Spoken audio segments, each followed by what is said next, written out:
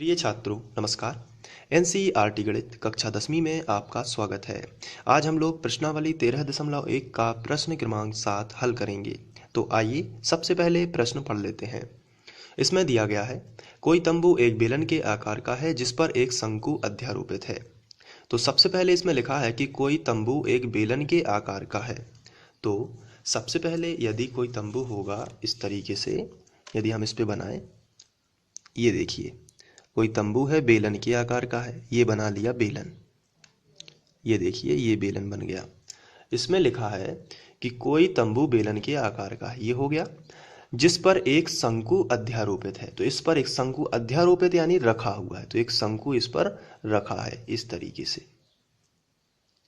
यदि बेलनाकार भाग की ऊंचाई और व्यास क्रमशः 2.1 मीटर, सबसे पहले क्या लिखा है ऊंचाई, तो ऊंचाई हो जाएगी 2.1 और सेकंड नंबर पर क्या लिखा है व्यास, तो व्यास हो जाएगा 4 मीटर। किसका, लेकिन बेलनाकार भाग की ऊंचाई और व्यास है। तो बेलनाकार भाग कितना है, केवल और केवल इतना, ये आप देख रहे हैं नीचे। ऊपर का भाग कहलाएगा शंक्वाकार भाग और नीचे का भाग कहलाएगा बेलनाकार भाग। तो बेलनाकार भाग की जो ऊंचाई है यानी यहां से लेके यहां तक की दूरी, ये दी गई है 2.1 मीटर। और इसमें लिखा है सेकंड नंबर पर व्यास, तो व्यास सेकंड नंबर पर यहाँ पर कितना है 4 मीटर। तो ये जो व्यास है यानी यहाँ से लेके यहाँ तक की दूरी आप सभी जानते हैं, ये कहलाता है व्यास, और व्यास दिया गया है 4 मीटर। तो ऊंचाई है 2.1 मीटर और व्यास है 4 मीटर। आगे बढ़ते हैं। तथा शंकु की तिर्यक ऊंचाई 2.8 मीटर है। तो ये देखिए ये कहलाती है तिर्यक ऊंचाई, शंकु की ये तिर्यक ऊंचाई यानी तिरछी ऊंचाई, और ये कहलाती है ऊंचाई ओनली। तो ये दी गई है और कितनी है 2.8 मीटर। तो ये शंकु की तिर्यक ऊंचाई दी गई है। इस तंबू को बनाने में प्रयुक्त कैनवास का क्षेत्रफल ज्ञात कीजिए। कैनवास को हम ऐसा समझ सकते हैं कि मान के चलिए कपड़ा, तो इस कपड़ा इसको बनाने में कितना कपड़ा लगेगा, इस शंकु को बनाने में कितना कपड़ा लगेगा, ये हमें ज्ञात करना है। तो यानी पृष्ठ कपड़ा कहाँ लगेगा, पृष्ठ पर। इसके पृष्ठ को निर्माण यानी कि कपड़ा जो है वो पृष्ठ का निर्माण करेगा, इसलिए शंकु का वक्र पृष्ठ और बेलन का वक्र पृष्ठ दोनों कपड़े से मिलकर बनेगा। इसके बाद लिखा, साथ ही 500 रुपये प्रति मीटर वर्ग की दर से इनमें प्रयुक्त कैनवास की लागत ज्ञात कीजिए। तो पैसा है 500 रुपया, तो इससे ही प्रति मीटर वर्ग यानी 1 मीटर वर्ग में 500 रुपये लगेंगे। ये पहले उन्होंने बता दिया गया क्वेश्चन में। तो प्रयुक्त कैनवास की लागत ज्ञात कीजिए, तो पूरा कपड़ा जो इसमें लगेगा वो कितने रुपए का आएगा, ये हमसे पूछा गया है। साथ में हमें बताया गया है कि ध्यान दीजिए कि तंबू के आधार को कैनवास से नहीं ढका जाता। उन्होंने बताया है कि ये तंबू का आपको आधार दिख रहा है, यहाँ पे कपड़ा नहीं बिछेगा, यानी कैनवास से नहीं ढका जाता इस तरीके से। तो कपड़ा यहाँ पे लगेगा यानी कि शंकु का, और शंकु का वक्र पृष्ठ होता है पाई आर एल, ये शंकु का वक्र पृष्ठ है। और ये है बेलन, बेलन का वक्र पृष्ठ होता है 2 पाई आर एच। ये देखिए ये बेलन का वक्र पृष्ठ और ये शंकु का वक्र पृष्ठ, दोनों को जोड़ देंगे तो कैनवास का पृष्ठीय क्षेत्रफल आ जाएगा, और जितना पृष्ठीय क्षेत्रफल आएगा उसमें 500 का गुणा कर देंगे तो लागत आ जाएगी। तो चलिए अब इसको सिस्टमैटिक समझते हैं। तो क्वेश्चन तो आपको समझ में आ ही गया होगा। अब हम लोग इसको सॉल्यूशन करते हैं यानी इसको हल करते हैं। तो हमें एक तंबू दिया गया है और बेलन के आकार का है। तो इस चित्र में अब आपको ध्यान से देखना है, ये है बेलनाकार एक तंबू जिसके ऊपर शंकु रखा है। तो अब जो हमें दिया गया है वो हम लिखते हैं, बेलनाकार भाग की ऊंचाई और व्यास ये हमें दिया गया है। तो आइए हम यहाँ से स्टार्ट करते हैं और लिखते हैं बेलनाकार भाग की ऊंचाई, और इसे हम एस से भी दर्शा सकते हैं, और ये हमें दी गई है।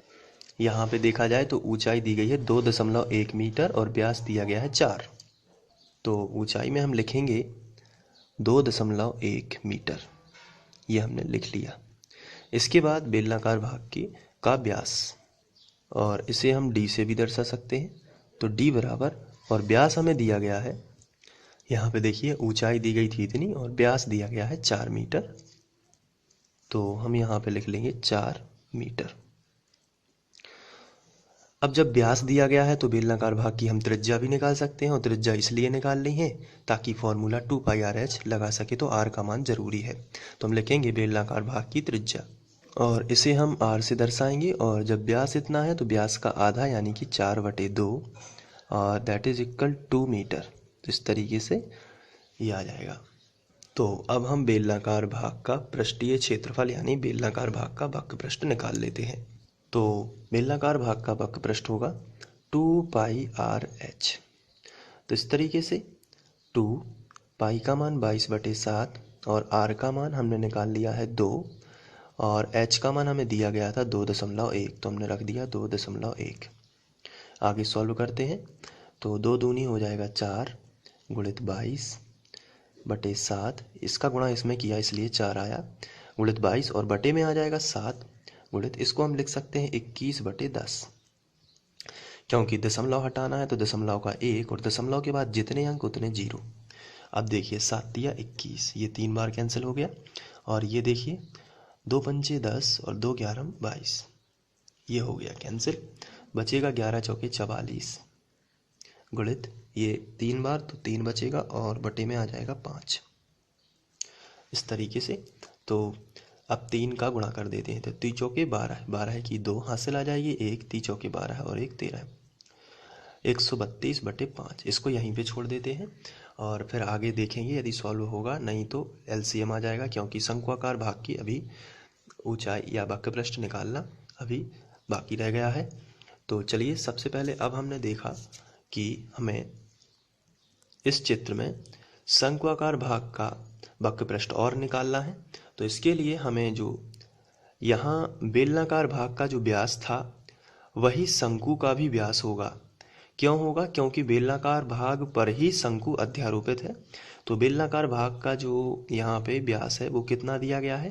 तो आंसर है ये दिया गया है 4 मीटर। तो शंकु का भी कितना होगा? 4 मीटर। तो शंकु की त्रिज्या भी यहाँ से 2 मीटर होगी। तो यहाँ पे लिखेंगे चूंकि बेलन या बेलनाकार भाग पर शंकु अध्यारोपित है, तो इस तरीके से हम लिखेंगे चूंकि बेलनाकार भाग पर शंकु अध्यारोपित है। यहाँ पे आप देख सकते हैं कि ये बेलनाकार भाग है और इस पर ये शंकु रखा हुआ है, तो जितनी त्रिज्या बेलन की होगी उतनी ही त्रिज्या शंकु की भी होगी। तो इस तरीके से आपको लिख के आना है। इसलिए बेलन की त्रिज्या जितनी भी होगी वो शंकु की त्रिज्या के बराबर होगी और वो होगी 2 मीटर, क्योंकि बेलन की त्रिज्या 2 मीटर है, इसलिए शंकु की त्रिज्या भी 2 मीटर हो जाएगी। इसलिए तथा शंकु की तिर्यक ऊंचाई हमें दी गई है, तो हम लिखेंगे तथा शंकु की तिर्यक ऊंचाई जिसे हम L से दर्शाते हैं ये हमें दी गई है क्वेश्चन में। देखा जाए तो यहाँ पे दिया गया है तथा शंकु की तिर्यक ऊंचाई 2.8 मीटर है, इसलिए हम यहाँ पे लिखेंगे 2.8 मीटर। तो ये शंकु की तिर्यक ऊंचाई है। तो इसके बाद अब हम शंकु का वक्र पृष्ठ निकालेंगे। तो हम हेडिंग डालेंगे शंकु का वक्र पृष्ठ, और शंकु का वक्र पृष्ठ होता है πr/L। तो इस तरीके से हम लिख देंगे पाई का मान 22/7 गुणित r का मान यहाँ पे दिया गया है 2 मीटर और l का मान 2.8। तो इस तरीके से सॉल्व कर देंगे। इसके बाद 22 दूनी 44/7 और 28 के बटे 10 कर सकते हैं, क्योंकि दशमलव का 1 और दशमलव के बाद जितने अंक उतने 0, दशमलव के बाद 1 ही अंक है इसलिए 1 0। 7 चौके 28, 5 दूनी 10, तो ये या 2 पंचे 10 और 2 से ये कटेगा, 2 दूनी 4, 2 दूनी 4। तो यहाँ पे आएगा 22 चौके 88, सॉरी 4 दूनी 8, इस तरीके से कर लीजिए, सिंपल रहेगा। और 4 दूनी 8 बटे 5, तो 88/5 आ गया।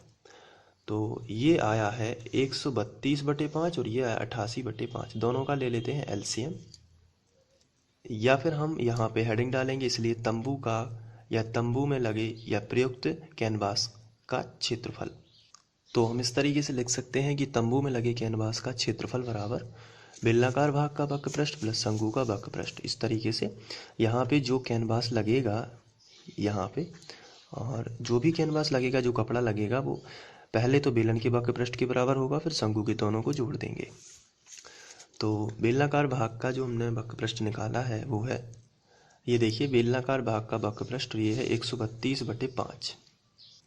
तो हम यहाँ पे लिख देते हैं 132/5, प्लस लगा है तो प्लस, फिर शंकु का वक्र पृष्ठ हमने निकाला है 88/5, तो हम यहाँ पे लिखेंगे 88/5। अब एलसीएम आ जाएगा 5, और दोनों जब समान संख्या हो नीचे तो दोनों ऊपर की हम ज्यों कहते हैं लिख देते हैं। इसके पहले भी हम लोग कर चुके हैं। अब इनको जोड़ देते तो 8 और 2 10 का 0 हासिल आ जाएगी 1, 8 और 3 11 और 1 12 की 2 हासिल आ जाएगी 1, 1 और 1 2, 220/5। 5 से कैंसिल करेंगे, 5 चौके 20, फिर बचा 1, 5 चौके 20। यहाँ पे आप भाग देंगे तो 5 चौके 20 हो जाएगा, तो बचेगा 2, फिर 5 चौके 20 यानी 44। और ये जो है 44 ये मीटर स्क्वायर आ जाएगा, क्योंकि मीटर में दिए गए थे सभी मान, तो ये क्षेत्रफल है। लेकिन क्वेश्चन में बताया गया है कि 1 मीटर स्क्वायर के 500 रुपये लगेंगे, तो 44 मीटर स्क्वायर आ रहा है, इसका कितना लगेगा, तो हम गुणा कर देंगे। इसलिए चूंकि पहले तो हमें ये लिखना चाहिए, चूंकि 1 मीटर स्क्वायर में 500 रुपये, तब 44 मीटर वर्ग के बराबर 44 गुणित 500। तो हमने लिखा 44 गुणित 500, तो डबल जीरो जो कहते हो, 5 के 20 का 100 हासिल आई 2, 5 के 20 और 2 22, तो ये आएगा 22,000 रुपये। तो इस तरीके से ये सॉल्व हो जाएगा। आशा करता हूँ आप लोगों को ये समझ में आ गया होगा, और आप चाहें तो इसे नोट भी कर सकते हैं। आप यहाँ से स्क्रीनशॉट लेके या वीडियो को पॉज करके नोट कर सकते हैं। इसके बाद ये वाला, और फिर ये वाला, फिर थोड़ा सा भाग ये यहाँ पे भी है, और फिर ये इस तरीके से। तो ये वीडियो आप free online coaching by Sandeep Khare के माध्यम से देख रहे थे। यदि वीडियो अच्छा लगा है तो लाइक करें और अपने दोस्तों के साथ शेयर करें। Thank you.